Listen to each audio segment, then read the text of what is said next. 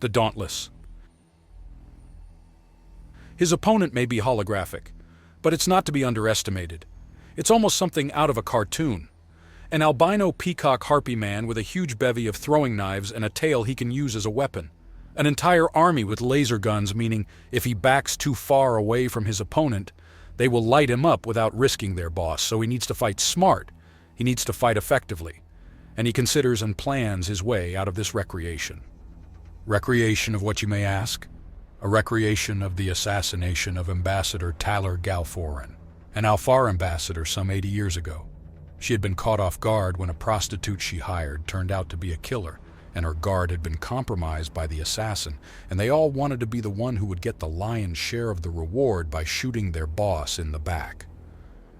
It was an unlikely series of events for Admiral Cistern to end up in, but replicating it meant that he was at least going to be ready if a Pavarus decides he needs to die and brings in a small army to shoot him dead if he can't be overwhelmed by sheer martial skill. Now the Pavarus assassin is quite the threat. Lots of blades moving at speed, but axiom infusement into the fiber of his suit, and he was effectively in chainmail armor, which is fairly good against light slashing blows. The real track after getting around that threat was to spot an opening in the horde. His plan was simple. He needed to tackle the assassin through the crowd, using him as battering ram, distraction, and meat shield all at once. He gives a few hammering punches to the assassin while looking for that opening. He needs a place with room to run and get into a safe location. That's the winning move in this exercise. He has a plan, and now the opening is tiny and won't last longer than a heartbeat, but he sees it. And then he full body slams into the side of the blade swinging bird and carries the idiot into the crowds of backup. First pushing him through, then dragging him behind him as cover as he dashes down the hallway, offering no clear shot, as his assailant has now become his hostage. And when he gets around the corner and into a public portion of the embassy, he's free and clear, and the attackers can't follow him without everything going tits up for them. The false chamber dissolves around him to reveal the chrome-colored walls around him, and the door opens. So, sir, how did you like our latest advancement in holographic training techniques? Dr. Samuel asks, with a grin on his face. Well, there was a slight floatiness to my opponent. Was that simulating axiom use or something you can look into? Admiral Cistern asks, and Dr. Samuel looks down at his data slate. That's odd. It should have simulated the full weight and mass of your opponent at 84 kilograms. Ah, yes, that would explain it. Respectable size or not, my opponent was a bird and an axiom-reliant one at that. Of course, he would be lighter to the point of nearly weightless. Admiral Cistern notes, only in the Undaunted would an 84-kilogram opponent be considered nearly weightless. We're overachievers, Admiral Cistern notes. Thank you, Philip. Dr. Samuel jumps as Admiral Cistern reaches out and grabs the offered drink from the abruptly there butler. Still not used to it? I've little cause to reveal myself in research and development, sir, Sir Philip notes. Implying the man has been here without my knowledge, Dr. Samuel asks under his breath. He quickly jots down a note to beef up security. Friendly or not, Sir Philip sneaking in is still a problem, as it means there are reliable and obvious holes in security that need to be closed up sometime yesterday. I'm liking what I'm seeing here, Dr. Samuel. However, you said there were several new developments. What else is on the menu? We have a working prototype for the Hades drive. This will increase our maneuverability in axiom-less portions of the galaxy and will allow new forms of stealth approach. After all, many different sensor formats are reliant on reading axiom to function. By having Hades drive engines as backups, not only will we have effective backup thrusters, but if we need to slip through sensor networks, we might be able to expel all axiom we can outside sensor range, and then engage the Hades drive to effectively run silent. Yes, there are many methods of stealth technology in space, although most of them is somehow figuring out exactly what kind of sensor the opposing force is using and finding a way around that, Dr. Samuel states. The Hades will get us around axiom sensors, but we will stand out like a flare on thermal scanners. It is nice to have multiple methods, Admiral Cistern notes as Dr. Samuel leads him out of the Hollow Theater. Yes, indeed, Admiral. Now, our second advancement is less exciting than a holographic training theater or an incredibly fuel-efficient and compact engine, but no less valuable for our plans to help our friends and families back home colonize cruel space proper. By all means, explain it to me, Admiral Cistern says, and Dr. Samuel chuckles. Oh no, sir.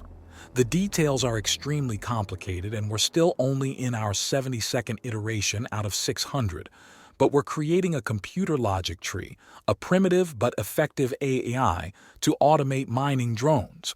Once we reach the 100th iteration, we will be using one of our vessels to bring our small drones to the rings of Lagrange 7, a large gas giant in a system roughly 4 days' travel from Centris. Its methane content is being mined, but the trace metals in the ice ring are being largely ignored. While it won't be a profitable endeavor on the raw resources front, it is a nearly perfect test for the cutting lasers, the scanners, and the general behavior of the AI. I see. Have you contacted the organizations mining the methane to inform them of your approach? We have. They're looking forward to it, actually.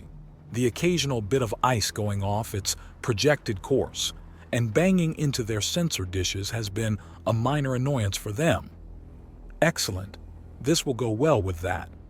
Oh dear, what was it called again? The condenser that the Tree invented? Its patent name is 13 words long, sir.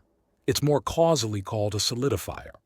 And yes, we'll be using that to separate the hydrogen and oxygen in the ice chunks and then solidifying them as separate materials to be used as fuel slugs by the Hades drives.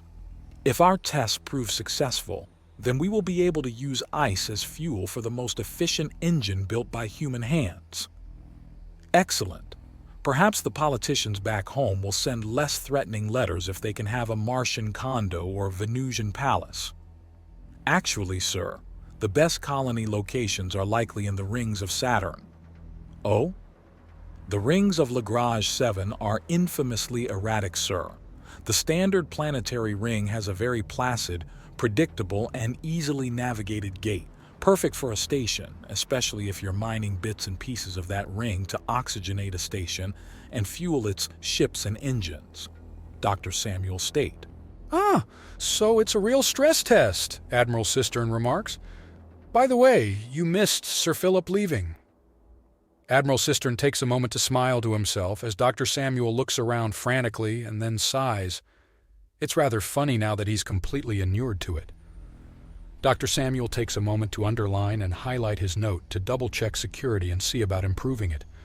R&D is a dangerous place, and if there's some idiot bumbling around and poking things, it's going to get very exciting in every way you really don't want it to say nothing of the concern of theft or deliberate sabotage. The Hades drive is a very chunky and robust-looking piece of equipment. There are 2 loading hoppers that feed into the same fuel tank. One is automated, and as Admiral Cistern watches, the other one is manually opened, and several fuel slugs are placed in before it is closed and sealed shut again. It does nothing to interfere with the automated loading process, and the continual burn from the thruster on the engine does not stop or sputter despite the manual loading. We were missing a lot of the math and the formulae for several metamaterials in order to make this fully effective before, but the idea of a solid fuel drive has been bouncing around for a while now, sir. It's finally happening. Glad to hear it. Now, are there any components to the Hades drive that can only be produced in an axiom-rich environment, or can it be replicated on Earth? It can be replicated on Earth, sir. It will be somewhat energy-intensive, but it is completely possible. The hardest component is the main thrust chamber. It has to be solid enough to withstand truly incredible forces, while also having several apertures that only open inwards to let in more fuel. So fairly complicated, but understandable. So long as you have a couple of degrees, yes. No doubt they'll find a way to dumb it down and simplify it on Earth, but the important thing is we get this design functional and tested before we send it and the other blueprints back. Yes, The next lance heading to Earth will be soon, with all the mail, designs, proof, and more with it. Admiral Cistern replies and considers things a little further. Tell me, have we begun working on any solutions to get past the gravity well of Earth? We have several different ideas. Some are viable, others not, but in general we have two major options. The first is a form of space elevator that uses a rail system to shoot a pod straight upwards where it can then be collected by a station or drone vessel. The other is similar, but it works more on angles, a pyramid rail system that effectively works like a huge railgun and ramp. Both would make very heavy use of magnetic acceleration to reach escape velocity, but while one is just a straight shot upwards, it will likely be very unpleasant for civilian use. The pyramid ramp method will be more expensive to get off the ground initially, but will be far more pleasant for the passengers. Excellent. Which means they'll be able to send technicians and engineers up with the pyramid and supplies with the elevator. With that, a more effective and robust station and shipyard can be built and supplied. From there, the solar system is our oyster. We just need a dock to launch the boats from, Dr. Samuel states. Yes, which is more or less what most expected from this expedition. Is there anything else for my attention today, Doctor? Admiral Cistern asks. Not at the moment, sir. We're mostly just theory crafting and very early prototypes for numerous different projects, including one crazy bastard who's combining the principles of an endless barrage and a pop gun. We've been calling that one the wrist breaker. Implying it can be fired one-handed, Admiral Cistern demands. Yes, sir.